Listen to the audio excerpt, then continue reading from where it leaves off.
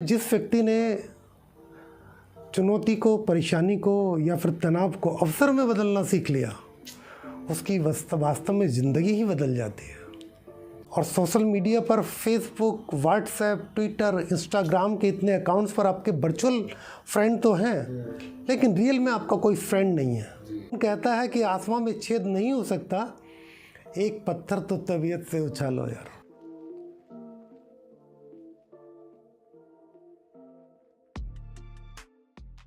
वर्ष 2016 में मेरी पोस्टिंग दिल्ली से लद्दाख हो गई।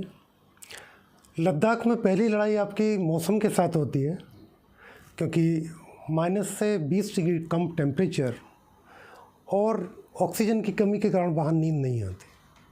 तो हर संडे क्या करें, टाइम पास नहीं हो रहा, इस बात को लेकर के हम लोग तनाव महसूस करने लगे। वहाँ लोग तरह तरह की समस्याएं लेकर हमारे पास आते थे। जैसे सैनिक कोई कहता कि मेरी ज़मीन पर कब्ज़ा कर लिया है मेरे पड़ोसी ने या भाई ने, मेरे घर पर, मेरी दुकान पर, अब मैं क्या करूं। कभी कोई समस्या लेके आता कि मुझे छुट्टी नहीं मिल रही, मेरा घर जाना बहुत ज़रूरी है। और कभी कोई समस्या लेके आता कि मेरी पत्नी ने मुझ पर दहेज उत्पीड़न का मुकदमा कर दिया है, अब मैं क्या करूं। हम ऐसी समस्याओं को सुनते हैं, उनकी काउंसलिंग करते हैं और उनकी यथासंभव मदद करते हैं। लेकिन उसी समय एक ऐसी घटना घट गई कि जिसने मुझे अंदर तक झकझोर दिया। एक संतरी ने रात के समय संतरी ड्यूटी पर अपनी सर्विस राइफल से खुद को गोली मारने का प्रयास किया और गोली उसके कंधे को छूते हुए निकल गई। उसे हल्की चोट आई, रक्त बहा। जब मैं हॉस्पिटल से आने के बाद लगा कि सामान्य है, मुझे उससे बात करनी चाहिए एज ए काउंसलर, तो मैंने उससे बात आरंभ की और शुरू में हल्की फुल्की बातों के साथ उससे दोस्ती की। धीरे धीरे दोस्ती की बातें करते करते वह खुलने लगा और उसे जब यह विश्वास हो गया कि मैं इनके साथ कोई भी बात शेयर कर सकता हूँ, तो मुझे एक दिन उसने बताया कि वह बहुत लंबे समय से मानसिक अवसाद में है, आत्महत्या करना चाहता है। मैंने उसे बड़े ध्यान से सुना और उसके कंधे पर हाथ रखकर कहा कि जो समस्याएं तुम्हारी हैं उनका समाधान संभव है। उसके चेहरे पर एक मुस्कुराहट आई। स्टेप बाय स्टेप मैंने उनकी काउंसलिंग करते समय उनकी एक एक समस्याओं का हल उन्होंने बताते चले गए और वह उसके अनुसार करते चले गए। धीरे धीरे जब 2-3 महीने का समय हो गया तो सैनिक बिल्कुल सामान्य व्यवहार करने लगा और उसकी समस्याएं भी लगभग उसके अनुसार लगता है कि जैसे धीरे धीरे समाप्त हो रही हैं, क्योंकि वे समस्याएं जिन्हें मैं पहले बहुत बड़ा समझता था और उसका साहस बड़ा हो गया और समस्याएँ छोटी हो गई। तो इसलिए आपके जीवन में कभी ऐसा लगता है कि कोई बात है जो आपको परेशान कर रही है, अंदर ही अंदर खोखला कर रही है, तो इस उदाहरण के बाद मुझे लगता है कि वो साझा करनी चाहिए, शेयर करनी चाहिए अपने मित्रों से, दोस्तों से, परिवार से, या अपनी आप फोर्स में हैं तो अपनी ब्रांच और कंपनी के लोगों से। जीवन में जिस व्यक्ति ने चुनौती को, परेशानी को या फिर तनाव को अवसर में बदलना सीख लिया, उसकी वास्तव में ज़िंदगी ही बदल जाती है। बिल्कुल आपकी जो पंक्तियों से मैं बिल्कुल सहमत लगता हूँ। एक किस्सा मुझे भी ऐसा याद आ रहा है, अगर आप 2 मिनट का जी बिल्कुल, स्वागत है आपका।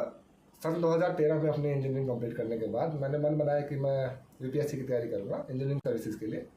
तो पूरे मन से मैं उसमें जुट गया, परंतु 1 साल 2 साल के पूरे होने के बाद भी मेरा चयन नहीं हो पाया। मन बहुत विचलित हो गया। कारण कहीं थे, कुछ मेरे साथी थे जो आगे निकल गए थे। मुझे ये लगने लगा था कि ये 2 साल अगर मैंने कहीं और गए होते तो शायद मैं कुछ अच्छा अचीव कर लेता। तो उस वजह से फिर कुछ ऐसे चेंजेस मेरे अंदर आने लगे। मुझे भूख प्यास नहीं लगती थी, किसी से मिलने का मन नहीं होता था, मैं फ़ोन पे किसी से बात नहीं करना चाहता था। परंतु फिर क्या हुआ कि घर वालों को परिस्थिति के बारे में पता चलने लगा कि शायद कुछ तो प्रॉब्लम है जी। उन्होंने मेरा बहुत हेल्प, और मैंने भी घर वालों के साथ चर्चा करी कि शायद मैं डिप्रेशन की तरफ जा रहा हूँ। डिप्रेशन का मूलतः कारण स्ट्रेस ही होता है। परंतु फिर घर वालों ने समझाया, मेरे मित्रगण कुछ ऐसे थे, उन्होंने मुझे समझाया कि ठीक है, हर किसी को हर चीज़ नहीं मिलती। तो मुझे भी समझ में आया कि ठीक है, जीवन अभी समाप्त नहीं हुआ है। मैं भी दोबारा से खड़ा हुआ, दोबारा से अपने आप को संभाला और जीवन में आगे की तरफ बढ़ गया। तो वहाँ पर कुछ समय के लिए मुझे लगा था कि तनाव कुछ गंभीर समस्या है। हम में से हर कोई कभी ना कभी तनाव से ज़रूर गुजरता है। तो इंटरनेट पे तो आज के टाइम पे काफ़ी कुछ अवेलेबल है, बहुत सारे आर्टिकल्स ऐसे मिल जाएंगे, बहुत सारी किताबें ऐसी अवेलेबल हैं। तो इस किताब में ऐसा क्या खास है कि जिससे रीडर्स की सहायता हो पाएगी? जी हाँ अर्ची जी, मुझे यह सुनकर भी बहुत आपके विषय की ओर ले गए, क्योंकि हर व्यक्ति जीवन में कभी ना कभी मानसिक अवसाद, तनाव, इन चीज़ों से दो चार होता ही है। और आप जिस अवस्था से गुजरे उसके बाद बाहर निकल के आ गए, आपने अपने आप को संभाला, यह अपने आप में ही काबिल तारीफ़ है। तनाव एक ऐसा विषय है जिसमें बहुत सारे लेख आपको इंटरनेट पर मिल जाएंगे, लेकिन यह पुस्तक वास्तव में एक स्ट्रेस मैनेजमेंट मैनुअल की तरह काम करती है। जब आपके सामने कोई ऐसी परिस्थिति आती है कि आपको तुरंत उसका कोई हल नहीं सूझता, तो यह पुस्तक आपको बताती है कि आपको अंधेरे से कैसे उजाले की ओर आना है। यह पुस्तक एक खामोश कोने में बैठे मायूस व्यक्ति को एक उजाले की किरण दिखाती है और उसे बताती है कि इससे बाहर निकलने का मार्ग है। वह उसे जीवन का रूट मैप तैयार करना सिखाती है। तनाव एक इतना विस्तृत विषय है कि आपको कब किस बात से तनाव होगा, इसके लिए कोई पैरामीटर नहीं है कि आपके मस्तिष्क में होने वाले तनाव को मापा जा सकता है। लेकिन पुस्तक पढ़ने के बाद आपको ऐसा महसूस होगा कि आपके जीवन में घटित हुई घटनाएं के लिए यदि पहले शायद ये पुस्तक मिल जाती तो आप उनका समाधान और अच्छे से कर पाते। तो हर उस व्यक्ति को जो खुद को तनाव में महसूस करता है, ये पुस्तक रास्ता दिखाने में सक्षम है। और बहुत सारे लोग इस पुस्तक का अध्ययन करके उस अंधेरे से, मायूसी से, खामोशी से बाहर निकल के आए हैं और आज सामान्य जीवन जी रहे हैं। बिल्कुल सर। तो मैं थोड़ा सा इस बारे में जानना चाहूँगा, आपने ये विषय क्यों चूज़ किया? मतलब कि आपके मन में कैसा है कि मैं तनाव प्रबंधन के ऊपर ही किताब लिखूँगा? देखिए, हर किसी के जीवन में अनेक घटनाएं घटित होती हैं, और जिस समय वो घटनाएं घटित होती हैं उस समय उसे तनाव, मानसिक अवसाद, ऐसी चीज़ों का आभास तक नहीं होता। मेरे जीवन में भी कुछ ऐसी घटनाएं घटित हुई कि जिनका तात्कालिक कोई उपाय मुझे नहीं सूझ रहा था, और उन्हें कैसे डील किया जाए इसका मेरे पास कोई प्रशिक्षण भी नहीं था। उस समय जब मुझे लगा कि मैं मानसिक अवसाद में जा रहा हूँ, तो 2012 से 2017 के बीच एक जीवन का ऐसा समय था कि जब लगा कि मैं मानसिक अवसाद में हूँ, तो उस समय मैंने अपने ऑफिसर्स को बात की और उन्हें कहा कि मेरे अंदर काफ़ी समय से नकारात्मक विचार आ रहे हैं, और उन नकारात्मक विचारों का मुझे कोई समाधान नहीं सूझ रहा। तो मेरी बात को बड़ा ध्यान से सुनते हैं, और सुनने के बाद मुझे आश्वस्त करते और सकारात्मक विचारों से ये बताते कि आपके अंदर जो ये नकारात्मक विचार हैं, इन पर विजय पाई जा सकती है। उनकी बातों से सुनकर मुझे लगता है कि ऑफिसर्स और जेसीओ तो जैसे एक परिवार का हिस्सा ही हैं। वो कभी भी मुझे हताश नहीं करते, बल्कि मुझे हमेशा मेरा हौसला बढ़ाते हैं। जब मैंने अनेक लोगों से बात की तो मुझे पता लगा कि बहुत सारे लोग तनाव किसी प्रकार की समस्याओं से घिरे रहते हैं, लेकिन सबकी पहुंच ऑफिसर्स तक नहीं होती। सब अपने परिवार, पत्नी, मित्र या अपने ऑफिसर से अपनी बातों को साझा नहीं करते। यदि इस विषय पर एक पुस्तक लिखी जाए तो उससे उन लोगों को सहायता मिलेगी जो अभी तक अपने डिप्रेशन, मानसिक अवसाद और तनाव जैसी चीज़ों को शब्दों का रूप नहीं दे पा रहे। तो मैंने जब यह विचार सर्वप्रथम अपने एक कमांडेंट के समक्ष रखा, तो उनका नाम है श्री शोभन सिंह राणा। उन्होंने इसके ड्राफ्ट को पढ़ा और पढ़ने के बाद कहा कि यह विषय बेहद संजीदा और गंभीर है, लेकिन आज के समय सबसे ज़्यादा ज़रूरत भी इसी की है। क्योंकि जब सोशल मीडिया है, और सोशल मीडिया पर फेसबुक, व्हाट्सएप, ट्विटर, इंस्टाग्राम के इतने अकाउंट्स पर आपके वर्चुअल फ्रेंड तो हैं, लेकिन रियल में आपका कोई फ्रेंड नहीं है। जब आप टीवी सीरियल देखते हैं तो आज की जो पटकथा है वो हमें पाश्चात्य संस्कृति के उन रंगों को दिखाती है जो भारतीय परिवार है ही नहीं। एक परिवार का एक लड़का 3 लड़कियों से शादी कर लेता है, भारतीय परिवारों में होता ही नहीं है। पश्चिम एक ही बात को लेकर के परेशान है कि वो किस तरह भारतीय संस्कृति को नष्ट करे, नुकसान पहुंचाए। और शायद जब इस तरह के सीरियल देखते हैं हमारे परिवार के लोग, हमारे परिवार की महिलाएं या पुरुष, तो उन्हें लगता है कि शायद यही सही है, और वे अनायास ही इस तरह के जाल में, हनी ट्रैप के फंस जाते हैं कि जिसका अंतिम जो परिणाम है वह उन्हें तनाव के रूप में मिलता है। ऐसे में यह पुस्तक आपको यह बताती है कि आपका परिवार, आपके मित्र, आपके रिश्तेदार, आपका समाज ही आपकी वास्तविक संपत्ति है। आप अपनी संपत्ति से जुड़े रहें तो आपको हर समस्या में कोई सहारा देने के लिए खड़ा रहेगा। जो टीवी में दिखाया जा रहा है वो भारतीय परिवारों का रूप हो ही नहीं सकता। तो यह पुस्तक जिस समय कोई इस तरह के उपभोक्तावादी संस्कृति या बाज़ार जो आपको परोस रहा है कि आप जन्मदिन पर यह दीजिए, आप शादी की वर्षगांठ पर यह दीजिए, आप फ्रिज यह ले लीजिए, आप डायमंड यह ले लीजिए, पड़ोसी ने उस क्वालिटी का फ्रिज लिया है, पड़ोसन ने उस क्वालिटी का हार लिया है, तो आप आर्थिक और इस प्रकार के लोन लेकर के जब कार्य करते हैं और उनकी ईएमआई आप नहीं चुका पाते तो आप मानसिक अवसाद और तनाव से गिर जाते हैं। यह पुस्तक बताती है कि आप अपने आर्थिक संसाधनों के अनुरूप ही अपने चीज़ों को खरीदेंगे तो आपको ऋण नहीं लेना पड़ेगा। अत्यधिक मानसिक अवसाद किस चीज़ से मिल रहा है आजकल? ईएमआई से। कभी उपभोक्ता ऋण के रूप में, कभी होम लोन के रूप में, कभी आपको कार लोन के रूप में।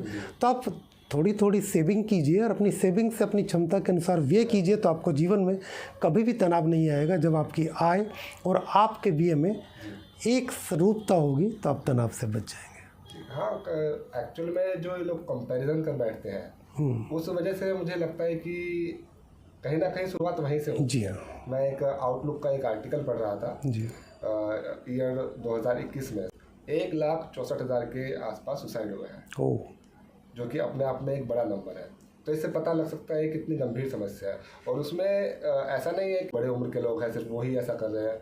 छोटे छोटे बच्चे 9वीं 10वीं 11वीं 12वीं क्लास के, कि उससे मेरे से ज़्यादा नंबर उनके कैसे आ गए, या मैं नहीं उत्तीर्ण कर पा रहा हूँ। फार्मर्स हैं, कुछ लेडीज़ हैं, या फिर सेल्फ एम्प्लॉयड है, बिजनेसमैन है, हर वर्ग का लोग इससे ग्रसित है।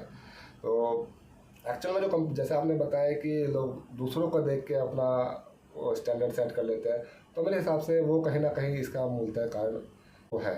अर्चित जी, मैं आपकी बात से बिल्कुल सहमत हूँ। यह समस्या सिविल सोसाइटी की ही नहीं है, बल्कि आप देखेंगे तो 2012 से 2015 के बीच सेंट्रल आर्म पुलिस फोर्स में 419 लोगों ने सुसाइड किया है। अकेले जिस फोर्स से मैं आता हूँ आईटीबीपी से, आईटीबीपी में पिछले 6 साल का आप इतिहास उठाकर देखते हैं तो 2017 से 2022 के बीच 59 लोगों ने सुसाइड किया है।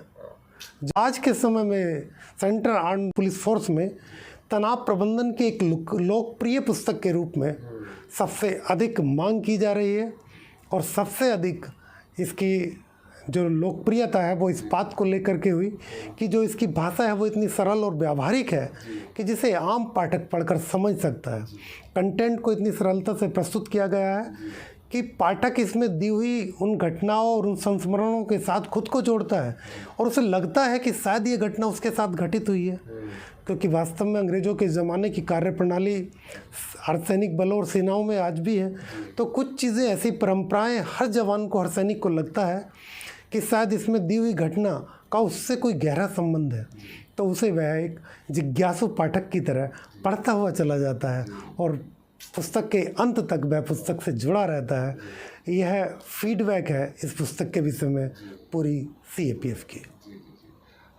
मैं सर आपसे बिल्कुल ही एग्री कर रहा हूँ ये बात में। एक्चुअल में बहुत गंभीर समस्या है ये जो तनाव है, तभी तो कोई इंसान, कोई व्यक्ति इस कदर टूट जाता है कि वो जीवन से ज़्यादा उसको मृत्यु आसान लगती है।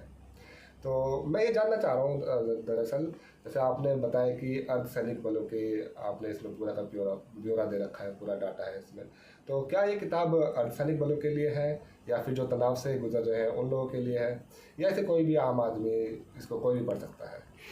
अर्चित जी, मैं आपका प्रश्न बहुत अच्छा है और मैं उस पर अपनी राय देते समय बताता हूँ कि इस पुस्तक में दिए गए नियम सर्वव्यापी हैं। वो समान देश काल और परिस्थिति में हर युवक युवती, स्त्री पुरुष पर समान रूप से लागू होते हैं। जो आपकी समस्याएं हैं, जो एक सिविल सोसाइटी की समस्याएं हैं और जो एक सैनिक की समस्याएं हैं, वो लगभग एक समान है। दोनों की ही चुनौतियां, संघर्ष और असफलताएं लगभग एक समान है। सिविल सोसाइटी सोचती है कि सैनिक कोई लौह पुरुष है।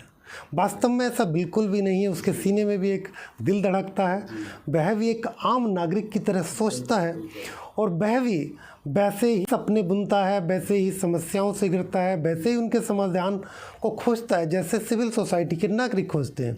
तो यह पुस्तक सिविल सोसाइटी के हर उस प्रत्येक नागरिक के लिए बनी है जो तनाव में है, जो मानसिक अवसाद में है, जो इन दोनों को पार करके डिप्रेशन में चला गया है, जो इससे भी ऊपर सोचने लगा है कि अब शायद ज़िंदगी उसकी निरर्थक हो गई है। तो ज़िंदगी तो खुशियों से और रंगों से भरी हुई है, बस आपने अपने नज़रिए को बदलना है। ये पुस्तक आपको ये बताती है कि किस प्रकार आपको अपना नज़रिया बदलना है।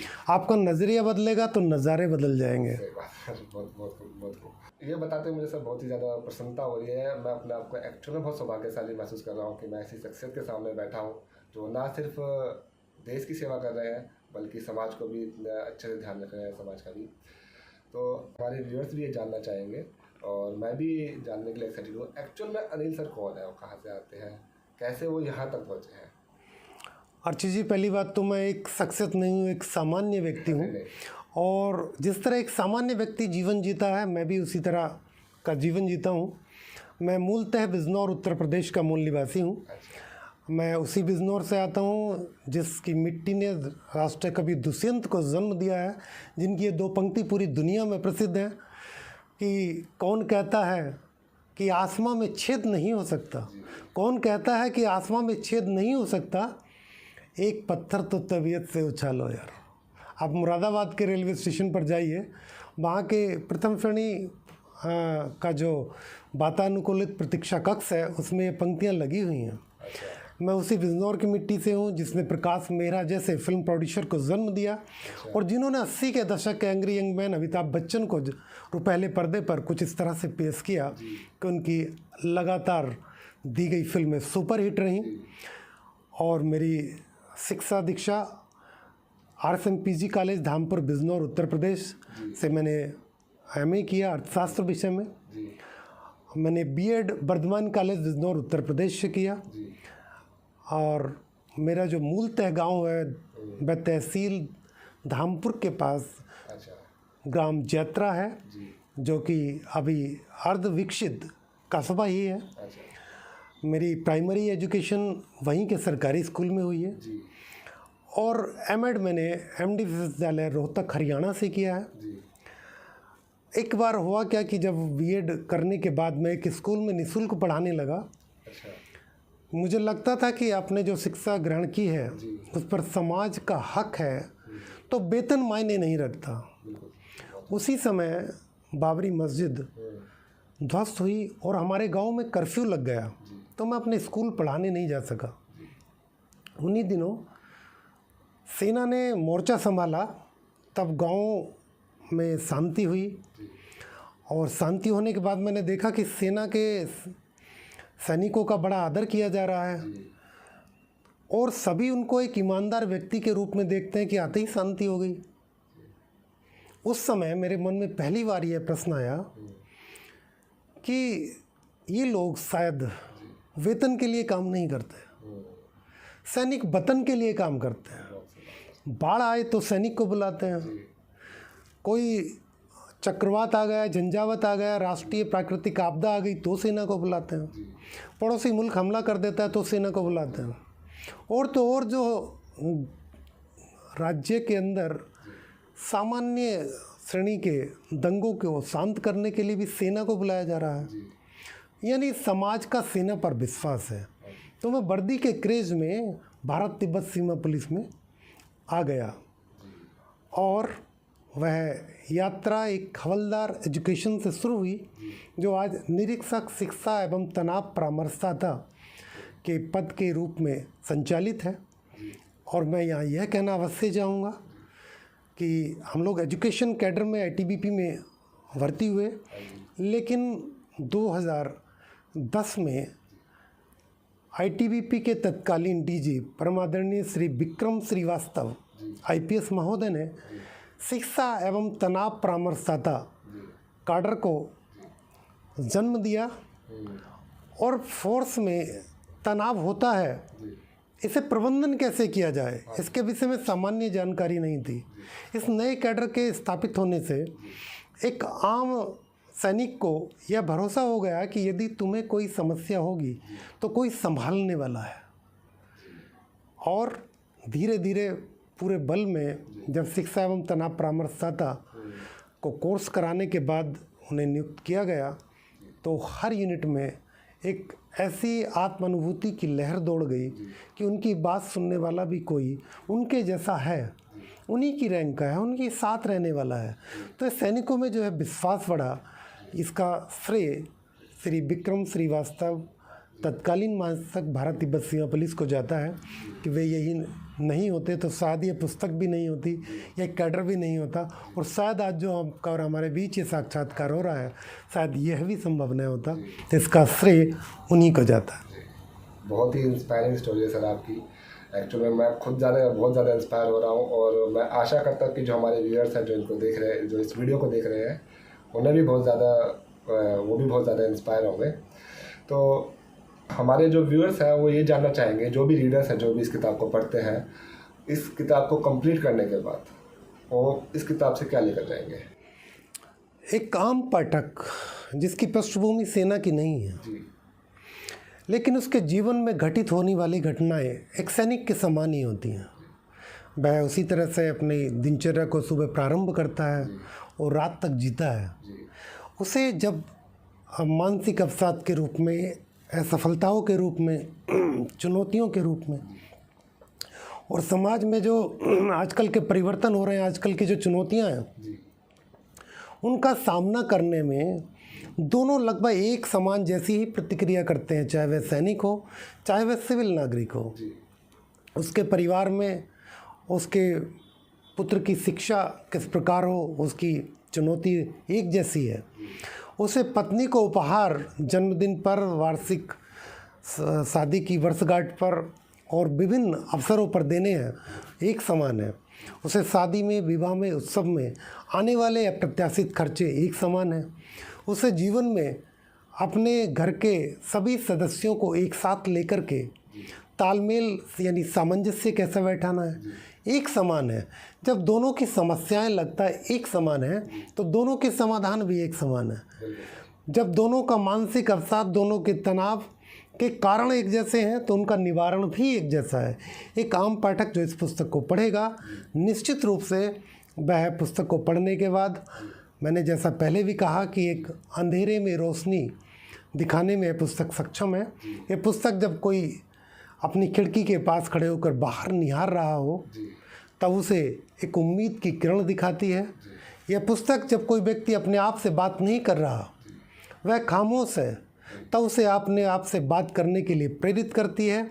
यह पुस्तक उसे बताती है कि जीवन में आने वाली चुनौतियां, परेशानी, संघर्ष, असफलताएं दरअसल उसके अंदर छुपी उन प्रतिभाओं को विकसित करने का अवसर लेके आती हैं जिनका ज्ञान उसे अभी नहीं होता। अर्चित जी, हर व्यक्ति का 2 बार जन्म होता है।